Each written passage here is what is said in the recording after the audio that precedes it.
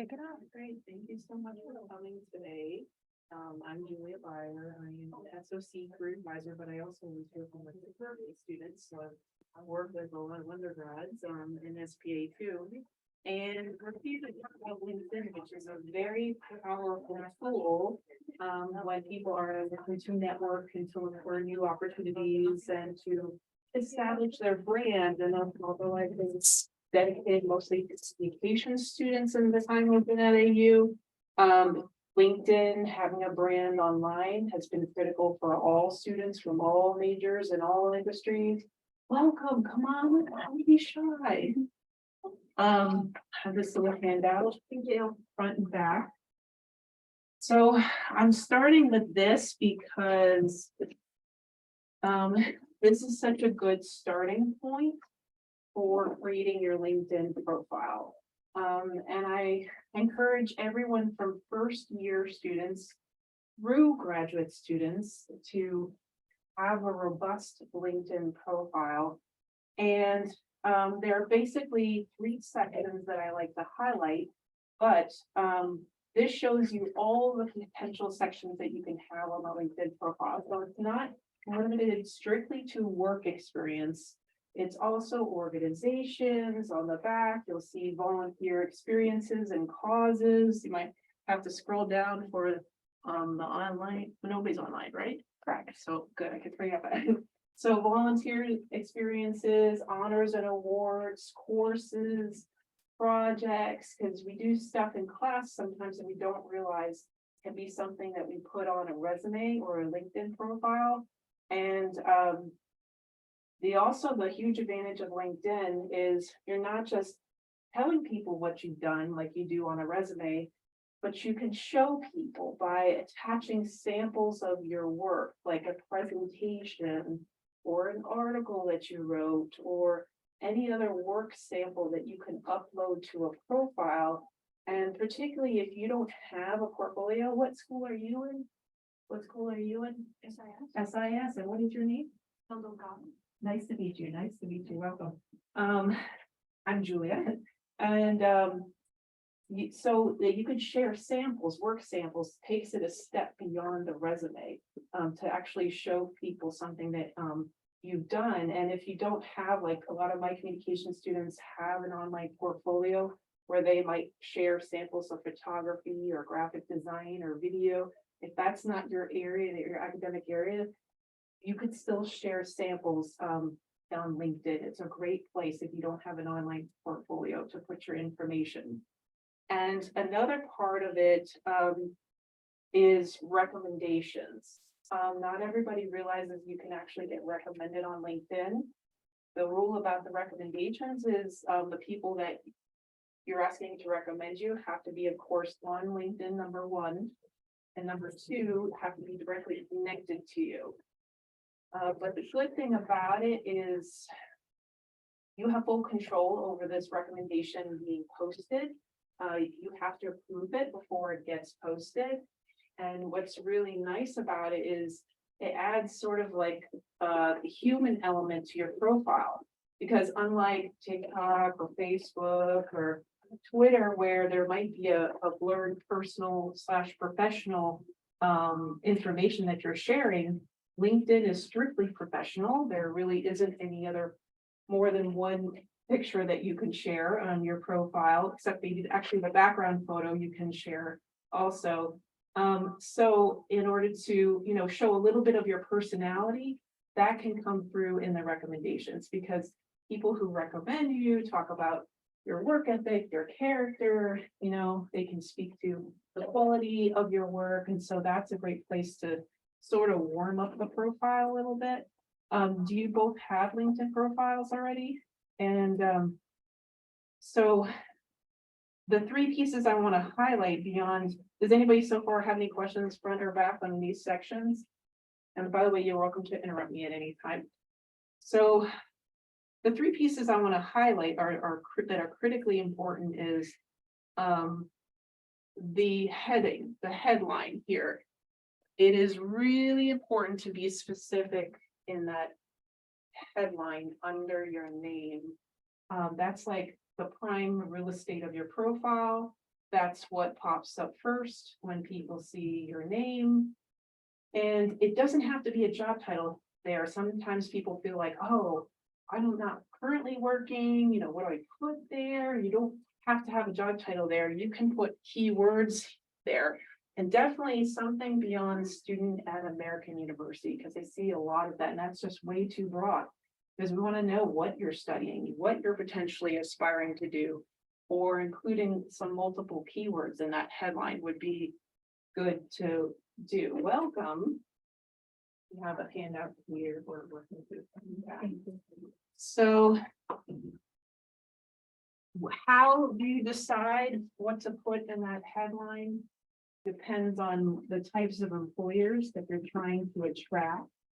So I would think about what skills or interest areas that you have that you want to highlight for employers. And then I also would think about, I would look at other people's profiles. Has anyone like checked out a lot of other folks' profiles to get ideas of what to do in your profile? That can be extremely helpful, because why reinvent the wheel, right? There have been other people who have had similar interests to you.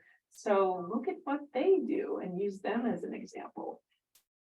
So that headline being very targeted and specific is really important.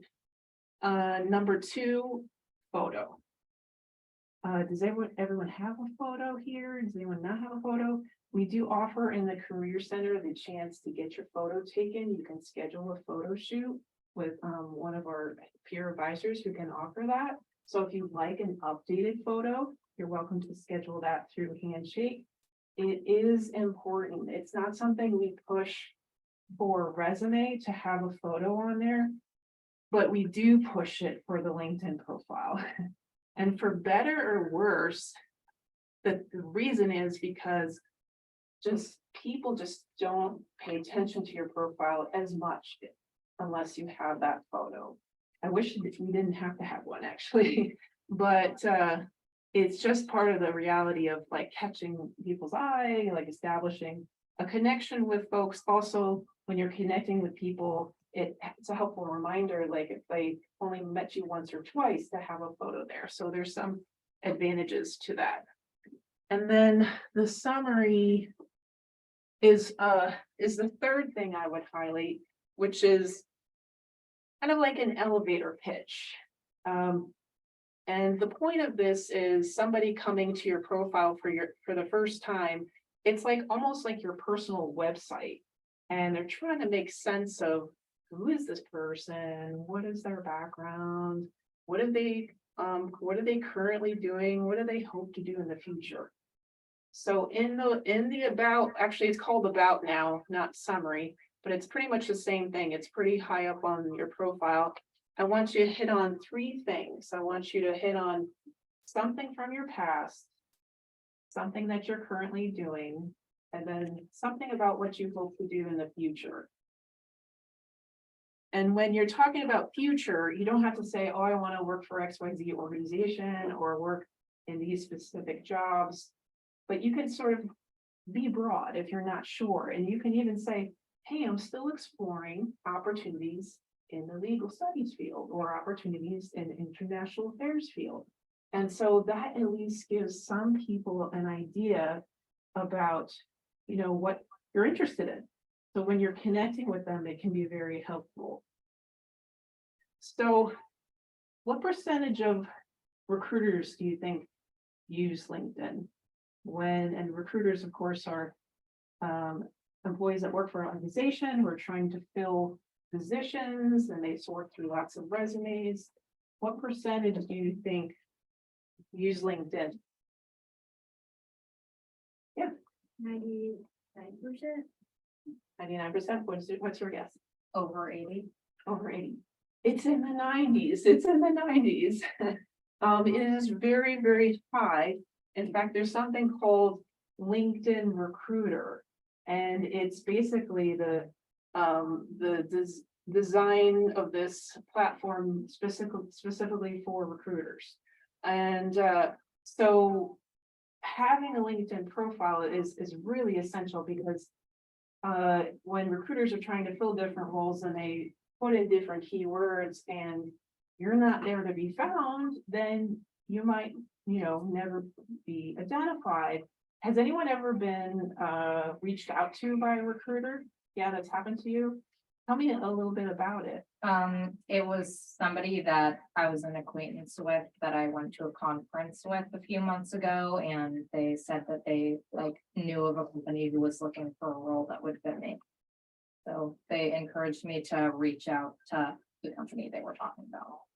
And did you do that? And yeah, I did. Still waiting on a reply from that. Okay, but that was a great follow-up, a way to remain in touch with that person and could lead to something.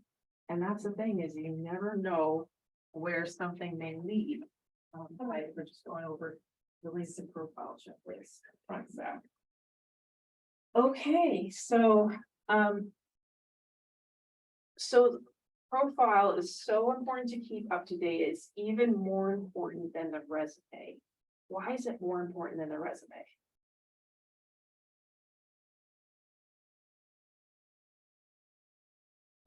Because it's always out there. Yeah, it's searchable. It's public. I mean, some people lock down their profile. I would not encourage you to do that. It's meant to be shared. You're meant to be connected with. And some employers, particularly in communications, are like, if you're not to be found anywhere, what's going on? It's a little bit of a red flag. So it's a public profile. Your information is there for all to see. Now, of course, you can also control how people can connect with you, because some people are very particular about who they connect with on social platforms.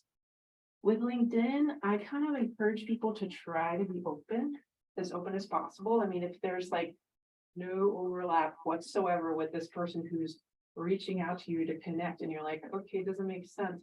I understand declining that connection. But most other folks, if there is some common connection, I would encourage you to do so. Because the more people you're connected with, the more it will benefit you directly. Does anybody have an idea why? Yep. And the more people you're connected with, the easier it is to find you. Yep. It could be easier to find. Anyone else think of another? And when there is when you add something, post something and others like them and their followers can see them, it means that a lot of people can see not only my followers, but followers of my followers. So there will be a lot of people that can see my profile. Absolutely. You become more visible. So the more you're out there commenting, sharing, updating people about what you're doing, the better, because then you're more visible. So that is definitely a really important reason to keep it as up to date as possible. Okay, so does anyone, this is a safe space, would anyone like to volunteer to have their profile reviewed in a very safe, supportive space here? You don't have to, don't worry, don't have to. I'll just bring up mine and we'll be bored with looking at mine. But you can use this group supportive space to get some feedback about your profile. Okay, no problem. Okay, so I'll just bring up actually a few samples that I can think of too off the top of my head. I hear an echo from this. It's really funny. So I turned that off. I'm not sure where the echo is coming from. It's really funny. I know it hasn't happened before. Yeah. Let me actually bring up somebody. I know off the top of my head, just because there's a few things about his profile I want to highlight in particular. So this open to work frame around the photo, you guys have seen that before, right? If you don't mind everyone knowing that you're looking for an opportunity, I would encourage you to do it. Because I talked to recruiters and they said basically you are much more visible when you select this frame. But it's not just that. It's also, you can see more details about what types of roles, for example, Gabe is interested in working, what types of jobs, where he wants to work. So it's really informative for a recruiter to know that those details when they're trying to find somebody who is a good fit for a position. So I would opt for that if you're okay with everybody knowing that you're looking.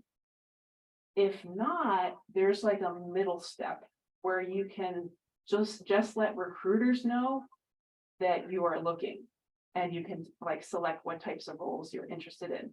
So it's not 100% public, people don't see it unless they're quote unquote a recruiter. They can't guarantee that they keep it super secret, but it's a middle option for you. So that's something also to think about. Okay, Can I ask something? yes, please. In the like experience part, Yes. when people like add their experiences, they mention a lot of like bullets that I did this one, and sometimes I find it like they add a paragraph about what they did, and you know, me personally, I don't read all of them because I feel like it's too much, and I didn't add it to my profile. I just want to know, what is your idea? Is it okay to like add a lot of things about my experiences, or just like some keywords about what I did, what should we do for our experience? Glad you brought up keywords. It's really important to include as many keywords as you can. And I know some people are a little text heavy, have blocks of text. I wouldn't advise that for this platform. I'd rather you break it up a little bit and have bullets, have your highlights. Even though you're not limited to a page with the resume. For most undergrads, they're limited to a page. Doesn't mean that you should fill up the LinkedIn profile because telling your life story, because you still should target it and curate it to different opportunities. And like you said, you yourself are frustrated reading those bigger blocks of text. I could bet you everyone else who is reading that kind of profile is kind of like, ooh, because on average, guess how long a recruiter spends on a resume on average? I think just it's like something like 2 minutes, because if they want to like read every detail, it takes a lot of time for them. It's a good guess. Anybody else have any guesses about how long a recruiter spends looking at a resume on average? Usually like 3 minutes. So 2 minutes, 3 minutes, any other guesses? 6 seconds. Oh my God. Seconds. You have 6 seconds to make that first impression. So what is on top, the very top of your resume is critically important. So that's what people see first. You don't know if they're going to scroll down to the bottom. And what is at the top of your LinkedIn profile is very critical. So if you've got important stuff at the very bottom of your LinkedIn profile, you could move sections of around. I would move the most important things towards the top as much as possible. I know there's some limitations, like it forces you to list in chronological order, reverse chronological order, but try to think about what is important for me to front load, to put at the very top of the profile. Because people basically assume people don't have time. People don't have time to read through everything. So wish they could, but they don't.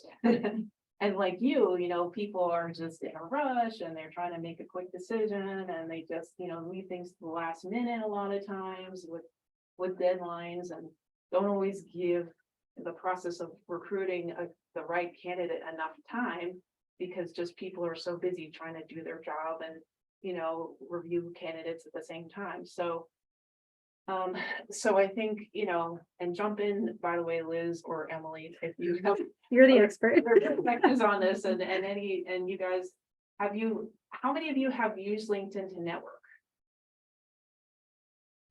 So 2.5, 3.5 people. So how has it worked for you, or how has it not worked for you? I mean, the thing that works best for me is just messaging people, like cold calling them and just asking about, like, if they're in a position that I want, I ask like what they like about it and what they wish was better. And then if they follow up with that, I ask if there's any available like entry level opportunities, because that's what I'm looking for.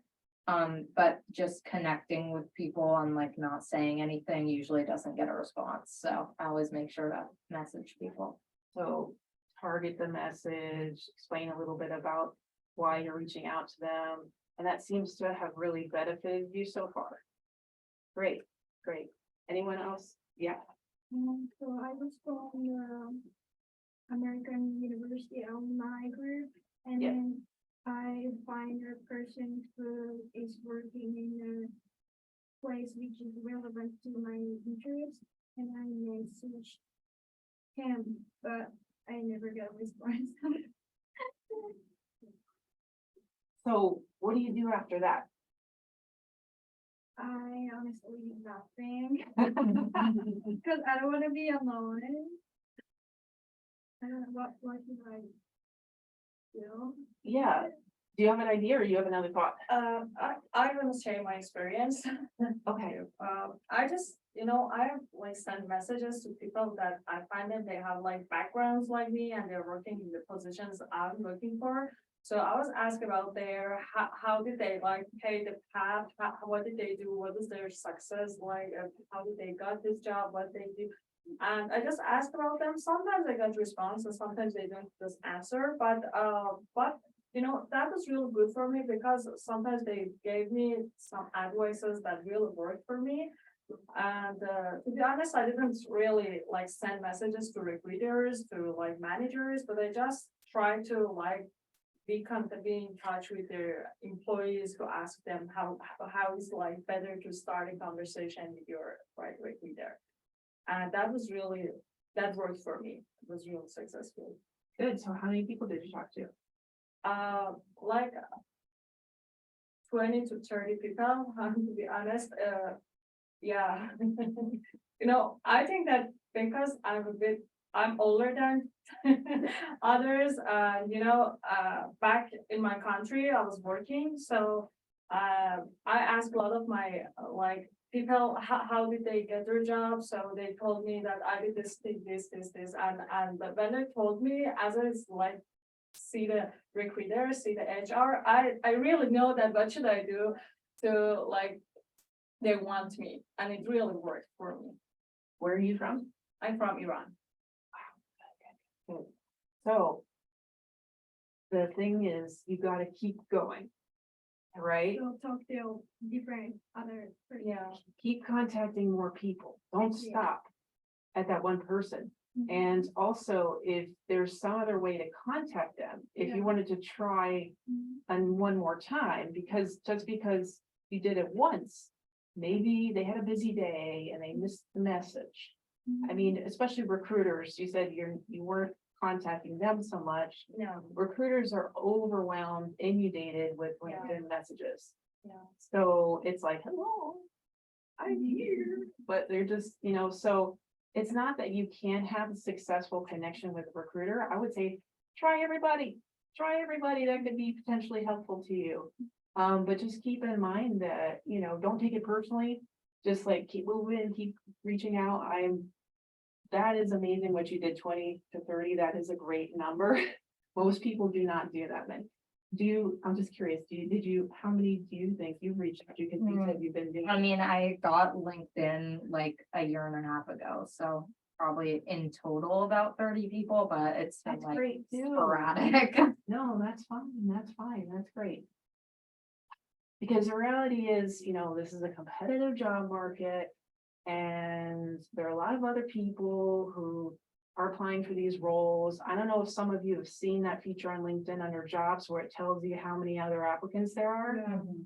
And have you seen that trend where there's a remote job and you see 200 applicants? Mhm. And then you see hybrid roles and there are a lot fewer applicants? Mhm. It's like, file them, like remote jobs are a lot hard to get. Not to say that it's not possible, but you're just competing with everybody as opposed to people just living in a particular area. So that's something that's really helpful. And, yeah, so I think, good, yeah. Yes, so when I'm looking for a position, should I talk to a person with that position or recruiter? So, can you, like, the person would be managing the role, you said, or you meant, Right. or? If I am interested in marketing Yeah. position. Yeah. Should I talk to a marketer or should I talk to the recruiter? Both. Both. Both. Yeah. Yeah, definitely.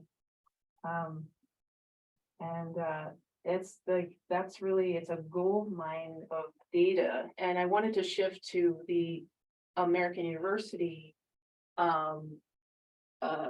A page, but there's just one or two other things I wanted to highlight about the profile. There's this featured section that appears under the about. That is a nice place to put samples of your work. It appears very high up on the profile, so if you really want to catch people's eye towards the top of the profile, that's a great thing to do. And then, of course, you have the option within the profile itself to include link to samples of your work, but if you really want to draw people's attention to the very top of some really good high quality samples, you can put those there. Because not everybody realizes that section is there. Okay, does anyone have any other questions or thoughts about the profile itself? Okay, so I want to go to IU. There's many ways in which to tap into the network. I'm bringing you to the AU page, but you can find AU alumni when you're looking at organization pages and all kinds of other things. People have different ways to search, but I like starting with the AU page because you go to this alumni tab. And just to make sure we're all aware of this, 129,000 plus alumni, where they work, where they live, what they do, what they're skilled at. And if you're looking at a particular area of the country, if you're looking for a particular organization, or if you just want to brainstorm, international affairs, like, or law, like what people are doing related to that. Have you done the searches like this? So you've gone to this page. Does anyone have a keyword they like to throw out, like an organization name, an interest area, something there? Yeah. Usually I'll just search like a company that I want to work at. and Yeah. Go from there. What's a company you want to work at? Google. Oh my God. I think the CoGuide is they doing some events this semester with Google.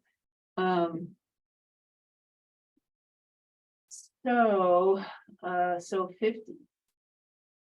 I think you have to click on this to Yeah. get the number of actual people here. Yeah. And then looking at anyone who has AU on the profile and Google. So this could include also people who have worked for Google in the past. But it's a solid 204 people.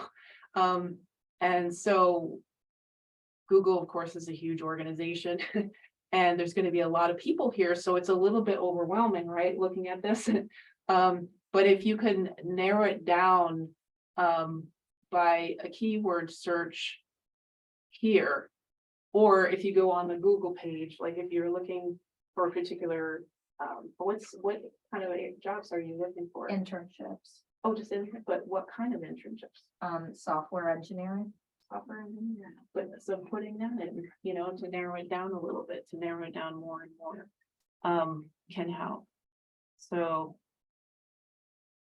Sorry, my computer's a little sensitive here. Oh, where did my cursor? Oh, here, it's there, but it won't click, yeah. Won't click, interesting. Anyway, so that is a way to narrow it down, is to put in obviously additional keywords there.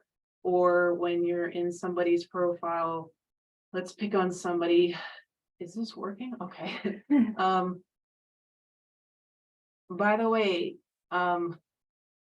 as you could see, if you are over 500 connections, even if you have 501, it will appear as 500 plus. It makes it look good. I mean, that you're connected to that many people. If you can work up to that, I would definitely try to, like, over years, sometimes it takes a while to build up to that many connections, but even if you have 501, it just, it then stops at 500 plus. This contact form, by the way, when you're having trouble connecting with people, sometimes they may not approve your LinkedIn message right away. Under the contact form, this person has their Twitter handle, or they can put their email, sometimes direct email address is put in there. So of course, there's other ways. If you're not finding that person's responding to you, I would try another way. Find them on Facebook or find them on Twitter, or see if they listed their email. And it might, as long as you're okay making your email public, it might be good for you to also put your email address in there, just because it makes it easier for the person to contact you, whoever it is. I understand if people don't feel comfortable with that, but it just, if I put my email, I make my email public, I don't get weird emails. So, it hasn't backfired on me yet, so it's, so yeah, so I would encourage you to post that. And actually now you see people doing even additional keywords under their heading now. So that's another space to think about what keywords to put in their profile. And he has a future section. But otherwise, also going to Google, the company page ranked on top. Top LinkedIn companies. What are those companies? Maybe those companies are ones that I want to consider working. LinkedIn is so powerful in that, it collects this data. You can spot trends because people are moving around, and you can see, like, you go from company A to B and you see these things that people are doing, where you can, identify patterns and get lists of what are the top companies, etc. And that could be a way to inform your search. Now, should you just go for the top companies? Not necessarily. There are a lot of companies that are good places to work that are not necessarily ranked in the top list. But if you go under the people tab here, this is where, like on the American Diversity page, the alumni tab, this is the organization people's tab, where you see 320,000 plus employees. It's a huge organization. And you can sort by location, and you can sort by where they studied and what they do. So that can help narrow, filter, that list down that's so big initially. And also what's so helpful is affiliated pages to give you ideas of other places you want to check out, or also similar pages and other places people are following. So this is helpful when, we know Google and Amazon and IBM, we all know those organizations, but sometimes people are really looking for niche areas like art and film, and not necessarily places that you would think of on the top of your head. And so this is really helpful to sort of brainstorm, what are some other organizations I want to consider that I've never heard of before. So that is what that is good for. Okay. So, do you all feel comfortable sending notes to folks and knowing what to say in the note? No, I have a couple. Any tips for those that have recently reached out and had success? Yeah. Say like I saw on this part of your profile that you do this. Here's some questions about it. Do you want to talk about it over Zoom? Yeah. And you probably try to keep it open, like be flexible with what works for them, and how they're comfortable talking to you. Some people might be okay with Zoom. Some people might prefer old school phone call. I don't know, probably a little bit less, but it's always good to just be open and flexible. And so that initial message is short. It's basically answering the question like, who are you and what information are you seeking? Because when somebody reaches out to you, they're like, okay, who's this person? What do they want from me? Right. And then, demonstrating that you've looked at what they do and that you see a connection between what you are interested in doing and what they're doing. So it's not hard. It's not hard. I think the hardest part is getting over the hurdle of doing it. Of like, not everybody feels comfortable reaching out to people like this. But what I say is like, what's the worst thing that happens? You know, they ignore your message, like they tell you no, and I never want to talk to you again. You know, it's like, you know, there's really not much bad that can result from you reaching out to people and asking for advice. So I'm just going to throw in a little bit of a personal experience of mine. I'm actually leaving AU, starting a new job at Maryland next week, University of Maryland. I did over 50 informational interviews. So, yay for those folks reaching out for informational interviews. Took me 6 months, the job search.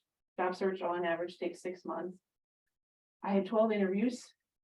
4 out of the 12 were outside of higher education, because I was also looking outside a little bit, you know, to see what was out there. And what was hardest for me, and I said this earlier today, was reaching out to the people I knew better to ask for help. Like for some reason, I was okay reaching out to complete strangers. I was like, doesn't bother me, you know, just informational interview. Most people get what this is. If they ignore me, it doesn't matter. I don't care. You know, I'll just move on to the next person. But what was hard for me is asking for help from the people that I knew better. And I had to get over that in order to have success, because those are people, the people that are going to be the most helpful to you. And so that is how I ended up finding my job, is through those informational interviews. And it felt like it was informational interview number 51. Literally, it felt like number 51, and it worked. So I am fresh off this experience myself and heavily utilizing LinkedIn. And what was also interesting is people would get back to me 2-3 weeks after I reached out to them, and they're like, "Oh my God, I'm so sorry, I didn't get back to you." I'm like, I'm on the job search 6 months. I don't care if it's like 2, 3, 4 weeks that it takes you to get back to me. The important thing is you got back to me, and you're willing to, you know, spend a little time with me and share some information and give me some advice. And that was probably the most encouraging thing about the experience. How many people were willing to help if you ask for help and advice, no matter how distant or close you are to that connection. Even the super distant people I never met before in my whole life, were extremely helpful and were willing to spend a little time with me, because they all got it. They all understood. They all knew, like, had been through this experience themselves. And no matter how long ago it was for them. And so they empathize with you. And so that's why I say, like, never be afraid to reach out to anyone. Never be afraid. Like, just be bold, you know, and and sometimes push yourself out of your comfort zone a little bit and follow up. Follow up is so important, because it is on you to make this happen. It's not on somebody else who's trying to help you. Just say, stay on their radar and say, hey, I'm still here. Hey, I'm still looking. Hey, have you seen anything recently? Or let me update you on where I am. Do you have any ideas? So it was like a grand experiment for me, because I'm like, does this really work? When people say this thing, you know, networking, like, what does it actually mean? No, it works. It's a way to be visible. It's a way to set yourself apart from the herd, the hundreds of people applying to these jobs, particularly in the Washington, D.C. area. I don't know if all of you want to stay here or not, but this is a super ultra competitive area. I don't care what industry you're in. It's competitive for all industries and all fields. And so persisting and not holding back and not being afraid to reach out to anybody for help. And so I tested that out myself personally and, and I know how it feels. So that's my little soapbox. So yeah, 300 characters.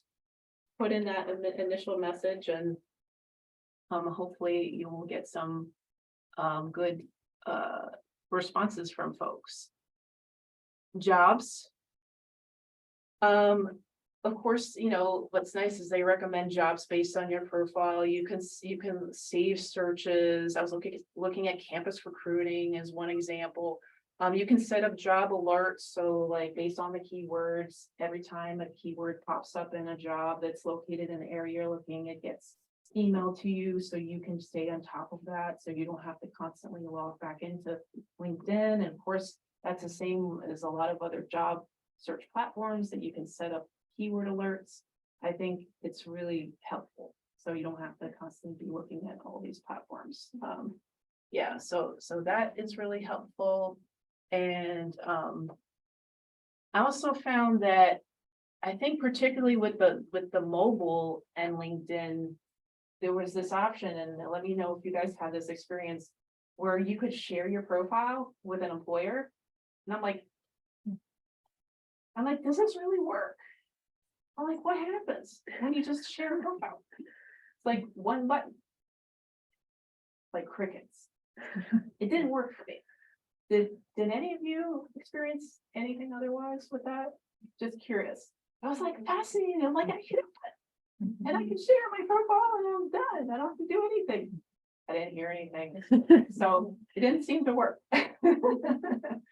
And this tool is constantly being updated with the features and the way you search and new profile bells and whistles.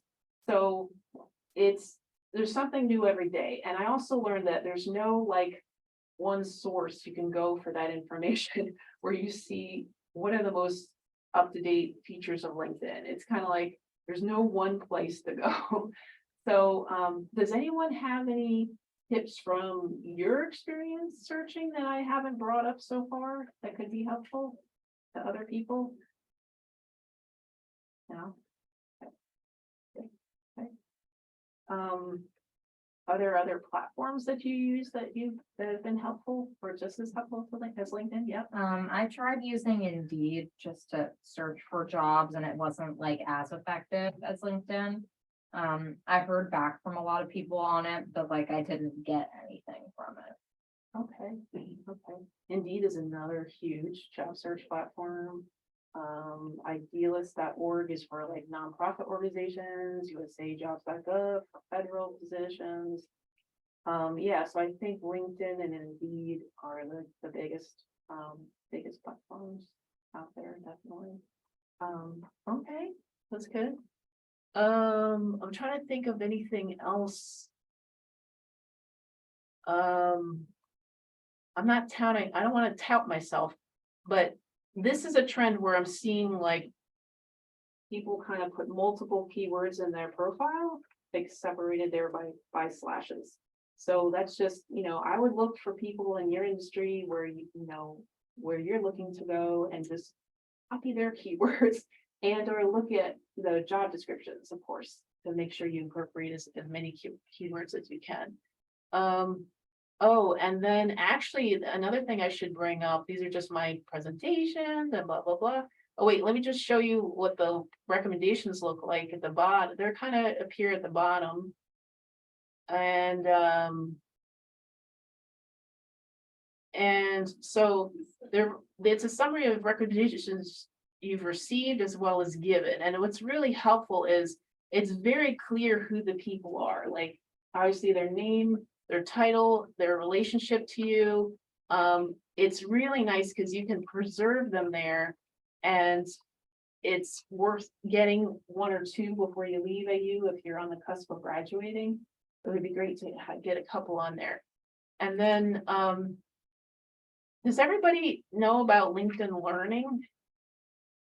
Okay, so as an AU student, you have free access to this virtual training tool called LinkedIn Learning.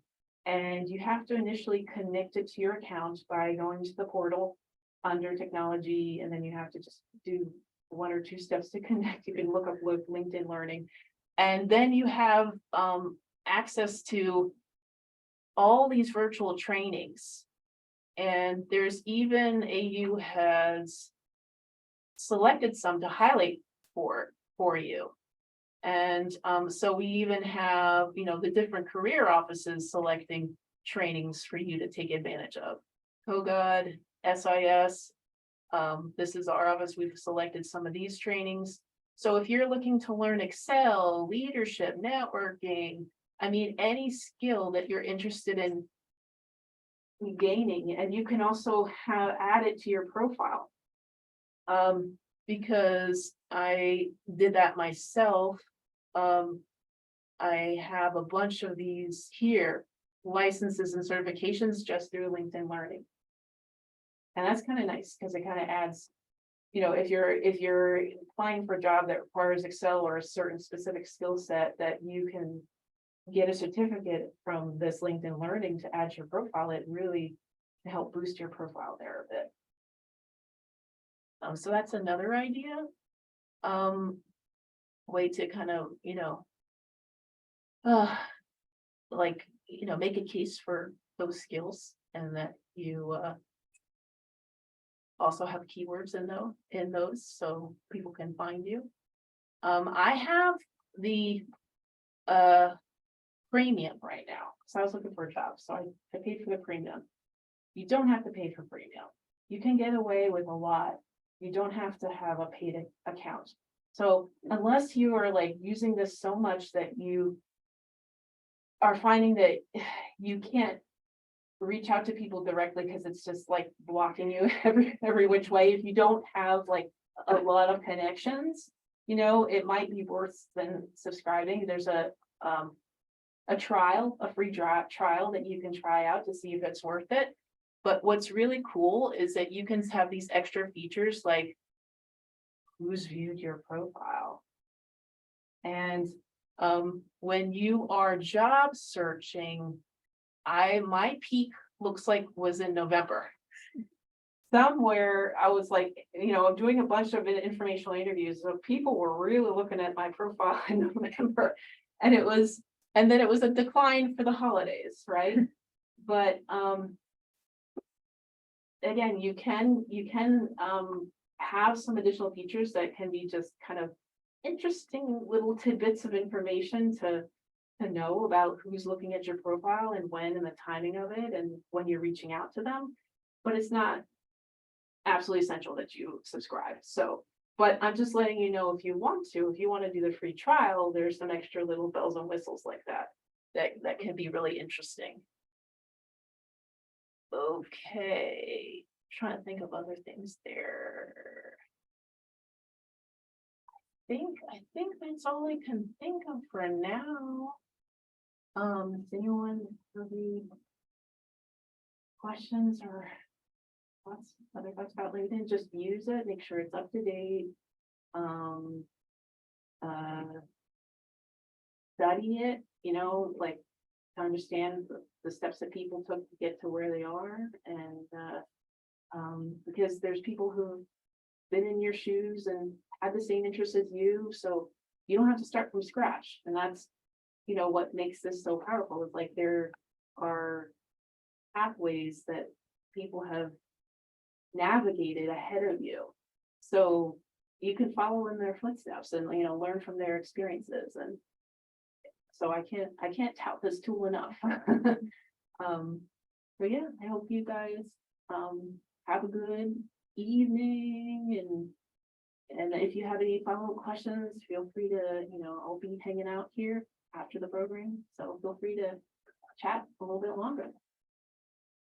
Hey.